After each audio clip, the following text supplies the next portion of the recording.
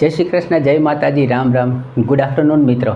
તમારા માટે એનટીપીસી અને ગ્રુપ ડીની અંદર દરેક ટોપિકનાથી કેવા પ્રશ્ન એવા, એટલે એક રીતે જોઈએ તો આપણે આખું પેપર જ જે છે એ ટોપિક વાઇઝ સોલ્વ કરી રહ્યા છીએ અને દરેક પેટર્નના, દરેક ટોપિકના દાખલાઓ જે છે આપણે રિઝનિંગના અને મેથ્સના સોલ્વ કરી રહ્યા છીએ. એટલે આશરે 50 માર્ક જે છે એને કવર કરી રહ્યા છીએ.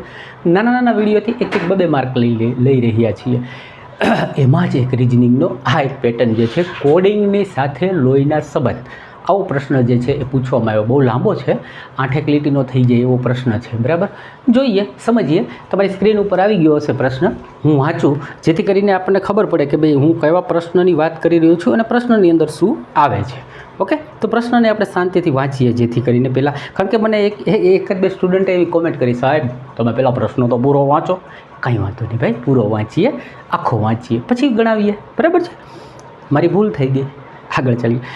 72 નંબરનો પ્રશ્ન છે કે એક ચોક્કસ કોડ ભાષામાં A + Bનો અર્થ A Bની માતા છે, A - Bનો અર્થ A Bનો ભાઈ છે, A × Bનો અર્થ A Bની પત્ની છે અને A / Bનો અર્થ A Bના પિતા છે. પછી શરત આપી છે કે જો M + N - O / P × Q હોય तो એવું પાછું આપ્યું, कंडीशन આપી. अब प्रश्न शुरू होता है कि पूछना क्या चाहता है. प्रश्न पूछे છે M A Q સાથે કેવી રીતે સંબંધિત છે. ઓકે, ઇન શોર્ટ લોહીનો સંબંધનો પ્રશ્ન છે, કોની સાથે સંબંધ છે. હવે પરીક્ષામાં આ પ્રશ્નને આપણે કરી શકીએ, બધાને આવડી જાય, પણ આના માટે પિકઅપ જોઈએ, સ્પીડ જોઈએ. બરાબર છે, અને ઝડપથી આપણે કરી શકીએ એના માટે પ્રેક્ટિસ જોઈએ. એને એક વખત ફેસ કરવું પડે, આ પરિસ્થિતિને એક વખત સમજવી પડે, તો આપણે પરીક્ષામાં કરી શકીએ. તો હવે આપણો પ્રશ્ન જે છે એને આપણે ગણીએ.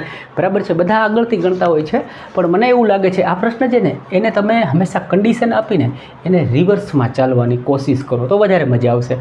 હજુ આમાં એક વસ્તુ એવી છે, જે રિલેશન આપ્યા છે ને, માનો કે A + B છે તો એ કેવા માગે છે કે આગળનું પદ છે ને એ બીજા હારે રિલેશનમાં છે.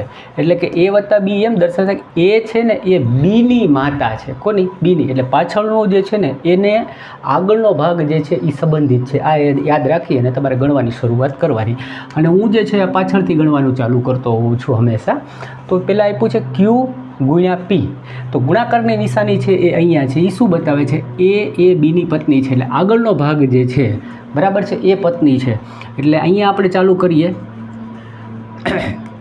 આ P જે છે એ Qની પત્ની છે એવું કહેવા માગે છે. એટલે આપણે P જે છે એને ફિમેલ તરીકે, એટલે કે માઇનસની નિશાનીથી આપણે સિમ્બોલ કરીશું. બરાબર, અને Q જે છે એની પત્ની છે, માટે Qને આપણે પોઝિટિવ તરીકે પ્રેઝન્ટ કરીશું. એટલે કે આ મેલ ફિમેલ બંને થઈ ગયા. ઓકે, એટલે આપણે આટલા ભાગ જે છે એનું આપણે રિલેશન જે છે સ્થાપિત કરી દીધું. પછી અહીંયા O / P છે, તો હવે ભાગાકારની નિશાની શું દર્શાવે છે કે આગળનો ભાગ છે એ પિતા છે, એટલે O છે એ Pનો પિતા થશે. ઓકે, એટલે અહીંયા આપણે મૂકીએ છીએ O પિતા છે, એટલે કે આપણે પ્લસમાં એમને મૂકીશું. ઓકે, અને કોનો પિતા છે તો કે Pનો પિતા છે. અહીંયા સુધીનું આપણે કામ જે છે એ પૂર્ણ અહીંયા કરી નાખ્યું. પછી માઇનસની સિમ્બોલ, તો કે ભાઈ માઇનસની નિશાની શું છે? A Bનો ભાઈ છે, એટલે N છે ને એ Oનો ભાઈ થશે. તો O અહીંયા છે અને સાથે સાથે આપણે N જે છે એને પણ મૂકી દઈએ અને પ્લસમાં મૂકીશું, કારણ કે એ મેલ છે. એટલે પ્લસ છે એ મેલ દર્શાવે છે અને માઇનસ છે એ ફિમેલ દર્શાવે છે. N સુધી આપણે રિલેશન જે છે એ પૂર્ણ અહીંયા કરી નાખ્યા. પછી M + N, તો M + N જે છે એ શું દર્શાવે છે? A Bની માતા છે, એટલે M જે છે એ Nની માતા થશે. તો N છે એની માં કોણ થઈ? તો કે M. ઓકે, એને પણ આપણે માઇનસમાં દર્શાવીશું. એટલે કે આ ફિમેલ છે, આ પણ ફિમેલ છે.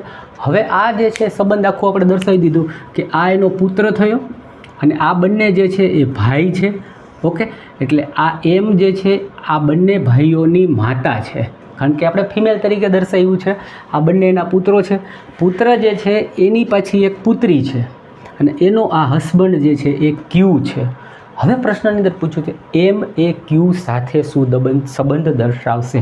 તો Q અહીંયા છે, એની પત્ની છે, પત્નીના પિતા છે અને પત્નીના પિતાની આ માં છે. શું છે? પત્નીના પિતા અને એની માં છે. તો જવાબમાં જોશો ને, હવે અત્યારે હું પ્રશ્ન પાછો આખો બતાવું, જવાબ પણ એ જ બતાવે છે કે ભાઈ M છે ને, બરાબર, એ Q સાથે કઈ રીતે સંબંધ થાય? તો કે Q જે છે એ પત્નીના પિતાની માતા તરીકે એમને સંબોધન કરશે? પ્રશ્ન થોડોક અટપટો હોય એવું લાગે, પણ આ કન્ફ્યુઝન જે છે ને એ એકવાર બે વાર ફેસ કરી લઈશું ને એટલે આટલું કન્ફ્યુઝન પરીક્ષામાં નહીં થાય. મજા આવશે, ખરેખર તમે સોલ્વ કરી શકશો. આવા 3-4 પ્રશ્નો નાખ્યા છે એટલે શું કરવું? જો પાસ થવું હોય, સપનું સાકાર કરવું હોય તો આને કરવો જ પડે, તો જ આપણે થઈ શકીએ. કોશિશ કરી છે સમજાવવાની. સારું લાગ્યું હોય તો લાઈક કરજો, ચેનલ પર નવા હોય તો સબસ્ક્રાઈબ કરીને જજો. મળીએ છીએ બીજા આવા કોન્સેપ્ટ સાથે. ત્યાં સુધી આવજો.